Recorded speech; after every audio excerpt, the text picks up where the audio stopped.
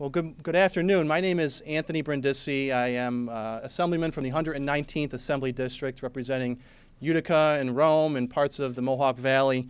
And we are joined here by several individuals representing various organizations. We'll introduce everybody as they come up, but we have people here from the New York State Association of Small City School Districts, members of the Senate, Alliance for Quality Education, several board members representing the 8 school districts that are involved in the lawsuit against the state, as well as several of the trial counsel that were involved in the lawsuit. And we're really here today to express our support for the work and the effort that has been done over the previous years, bringing this small cities lawsuit case to where it is now.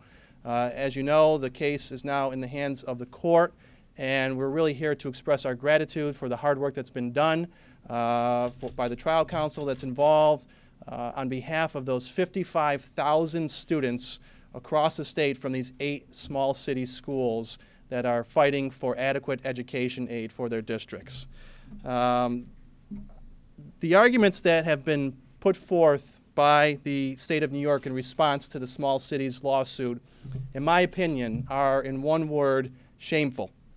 And I'm here today as a parent of 2 children in the Utica City School District, one of the districts involved in the lawsuit, as a former board member in that district, as well as a state assemblyman who has watched for a long time the excuses about why New York State cannot adequately fund our poorest schools across the state.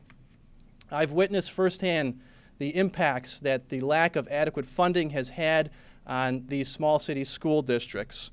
And I've watched as cuts to teaching staff and support staff have led to class sizes averaging around 35 children in a class. I can speak on behalf of Utica, where I have 2 children in 3rd grade and in kindergarten who sit in a classroom today of 32 and 34 children. And this is in a district that has been classified as 1/3 of the student population, English language learners and students with disabilities, and has childhood poverty rates at or near 60% for Black, Latino, and Asian children. It's sad that it has come to this point where we need litigation to force New York State to fulfill its commitment to the poorest students in our state.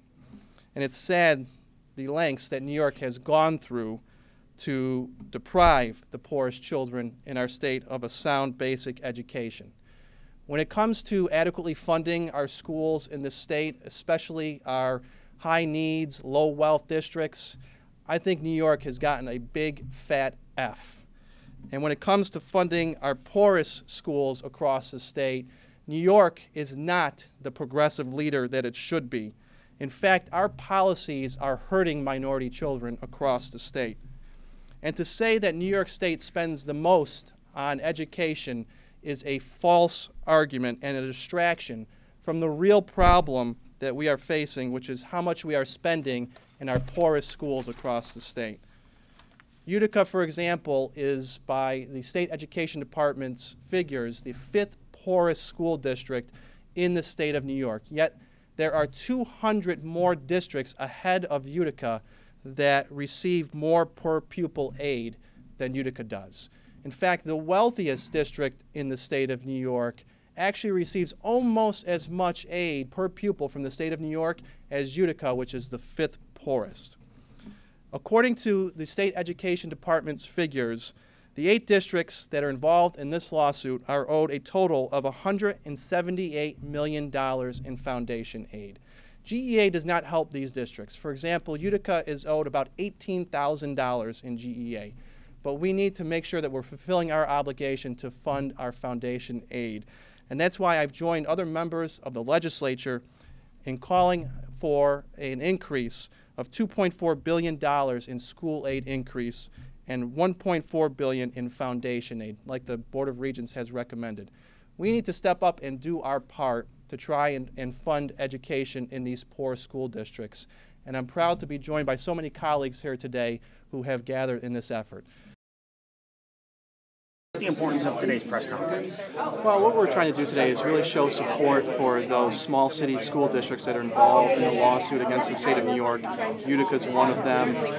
They have been going through years of litigation with the state to try and get adequate funding for the school districts and for the children that attend school in those districts. And the case has made it all the way through the court. The judge, it's up to her now to make a decision on the outcome of the case. But the point that I try to stress is that it's unfortunate that it has come to the courts to make this decision, when the legislature should really step up and do its part and make sure that we're funding these school districts adequately and equitably. These are the poorest school districts in the entire state of New York. A place like Utica is the 5th poorest in the state of New York. And when there's 200 other school districts that are getting more funding than them per pupil from New York, I think that's pretty shameful.